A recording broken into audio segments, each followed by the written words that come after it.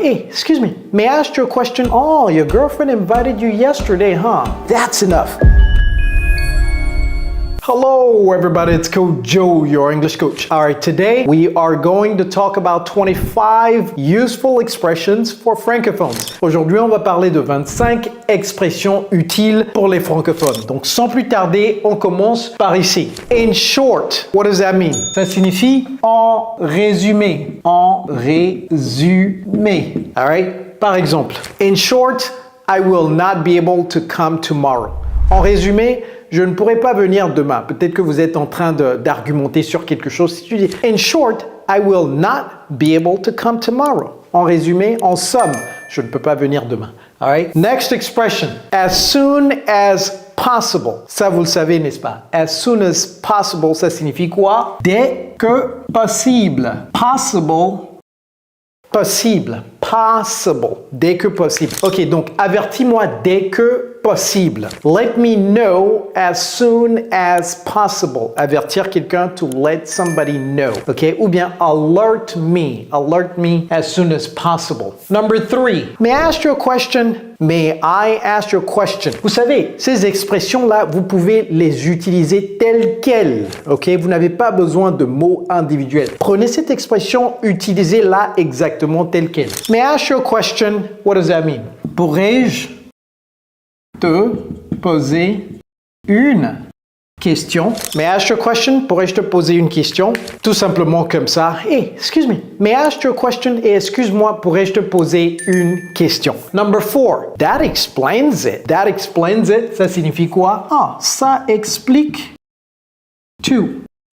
It ne signifie pas littéralement tout. En anglais, cette expression « that explains it » signifie « ça explique tout ». Par exemple, « Oh, t'es pas venu au travail hier parce que ta petite amie t'a invité. » Oh, je comprends, ça explique tout. Ou bien, par exemple, la personne n'est pas venue au travail hier et ensuite vous avez su que sa petite amie l'a invité. C'est pourquoi il n'est pas venu au travail. Donc, vous lui dites « Oh, your girlfriend invited you yesterday, huh? » That explains it. It, ici, mis pour le fait que t'es pas venu au travail. That explains it. Ça explique tout. Next expression number 5. As for, ça signifie quoi? C'est-à-dire tout simplement quand. Ok. Quant à ton travail, personne ne l'a fait. Ok, t'es pas venu au travail hier, personne l'a fait, donc tu as le travail d'hier plus le travail d'aujourd'hui. As for yesterday's work, nobody did it for you. As for yesterday's work, nobody did it for you. Donc il faudrait le faire. Quant à ton travail d'hier, personne ne l'a fait pour toi. All right? Donc il faut le faire. You have to do it. Number 6, it's enough. It's enough, c'est assez. C'est assez. It's enough, par exemple, vous êtes invité chez quelqu'un, on vous sert un peu d'eau et vous dites « Ah, it's enough, ok, it's enough. I've had enough, ok. » Vous pouvez également dire « That's enough ». Mais « That's enough », ici, la nuance entre « It's enough » et « That's enough », c'est que « That's enough », c'est comme si vous êtes un tout petit peu énervé, ok. « That's enough ». Par exemple, quelqu'un est en train d'argumenter avec vous et vous dites « That's enough ». J'en ai assez. Donc, vous voyez un tout petit peu la nuance, n'est-ce pas? Number 7, it's not worth it. It's not worth it.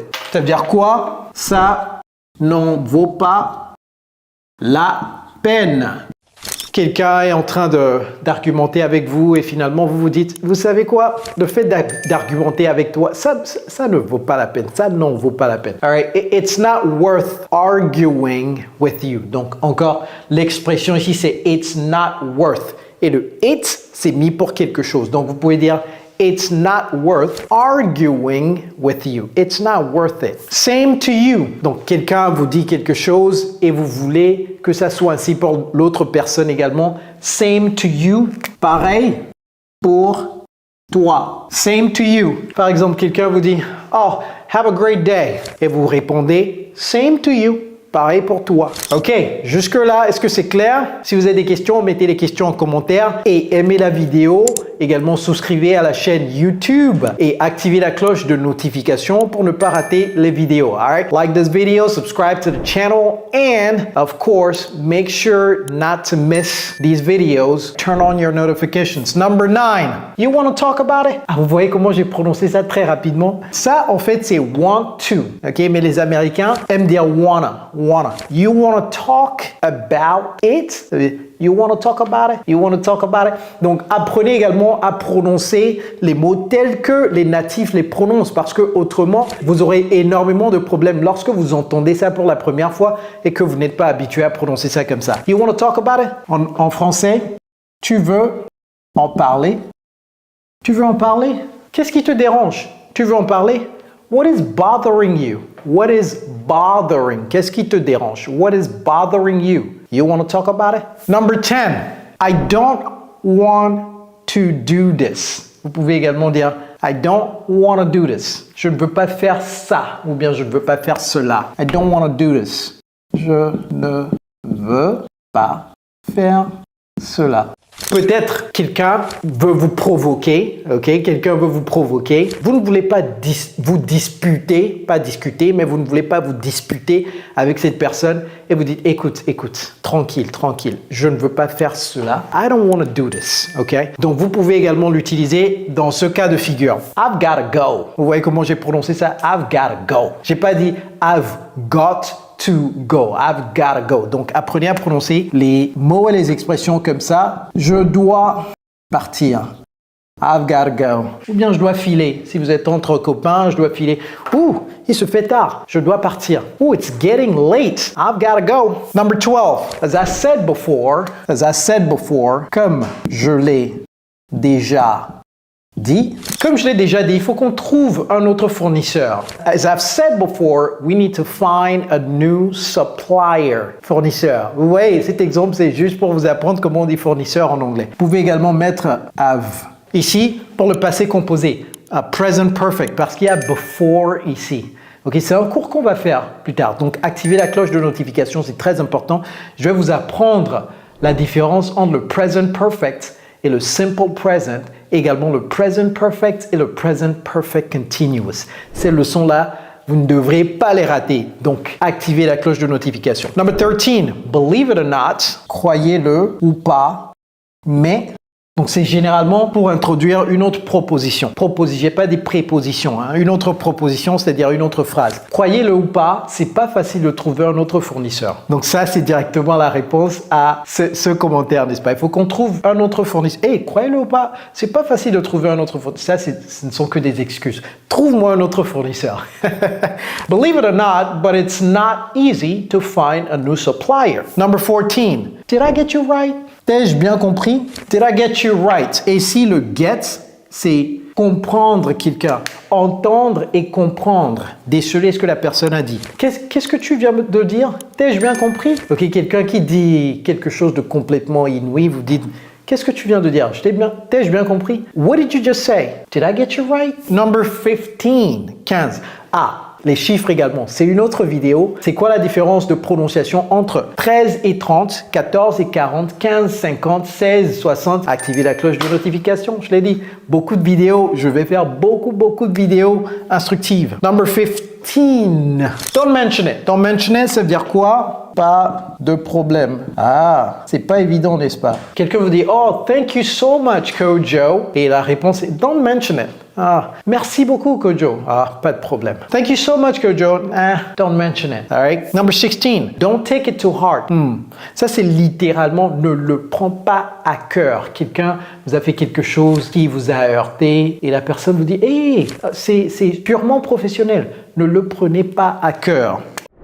Ne le prenez pas à cœur. Hey, c'est strictement professionnel. Ne le prenez pas à cœur. Hey, it's strictly business. Ne dites pas it's strictly professional. Ah, strictement professionnel. Strictly business. Don't take it to heart. Number 17. If I'm not mistaken, vous pouvez le traduire de façon affirmative. Si je comprends bien, vous voulez perdre votre travail, c'est ça?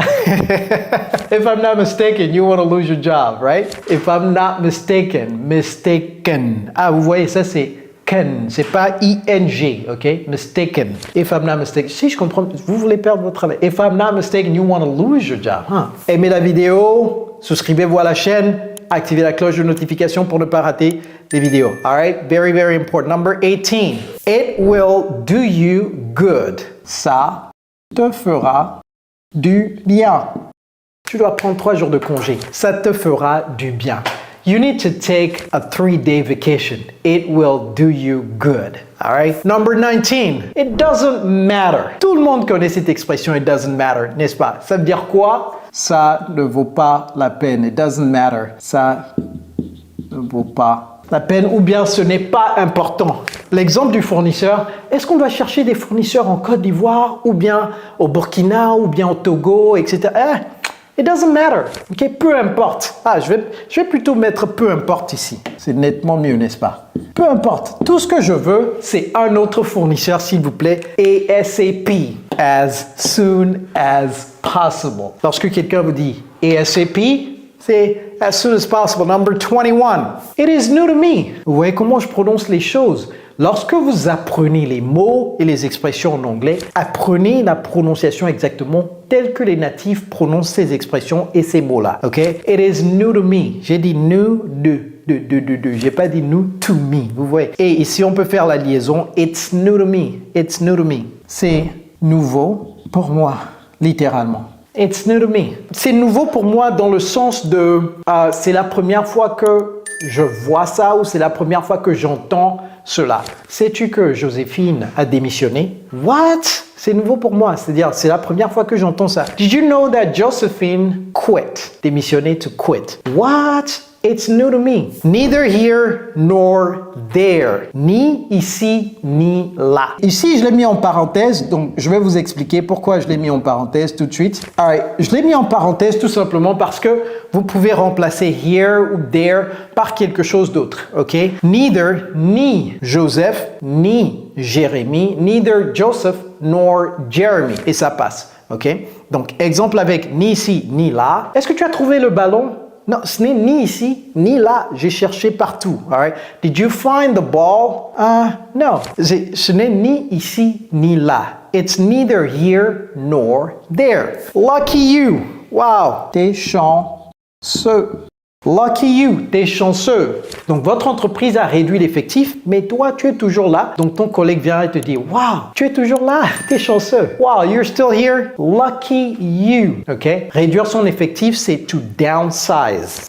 Lorsque votre entreprise, ce que je ne vous souhaite pas, réduit son effectif, c'est your company downsized. All right, number 24, il ne reste que 2. Nothing much. Rien de spécial. Par exemple, quelqu'un vous demande, hey, qu'est-ce que tu vas faire ce week-end? Rien de spécial. What are you going to do this weekend? Nothing much. Ou bien quelqu'un vous dit, how are you? Is everything okay? What are you doing today? Nothing much. Number 25, the last one. Things happen. Things happen. C'est des choses qui arrivent. Par exemple, votre copain vient fraîchement de sortir d'une relation, a perdu sa copine et vous dit, hey, tu sais, c'est des choses qui arrivent. Hein?